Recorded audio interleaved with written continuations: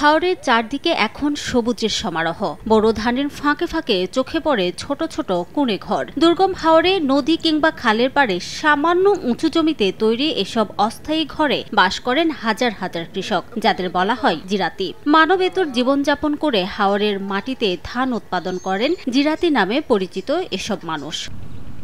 কিশোরগঞ্জের ইটনা উপজেলার কুনিয়ার হাওরে ৬ মাসের বসতি গড়েছেন এমন একদল জিরাতি। তাদের বাড়ি বিভিন্ন এলাকায়। করিমগঞ্জ উপজেলার লাখপুর গ্রামের গোলাপ মিয়া তাদেরই একজন। জমিতে নিড়ানি, পানি সেচের তদারকি আর গরুকে ঘাস খাওয়ানোর কাজ করতে করতেই দুপুর গড়িয়ে বিকেল। বাপ দাদার আমল থেকেও চলতেছে।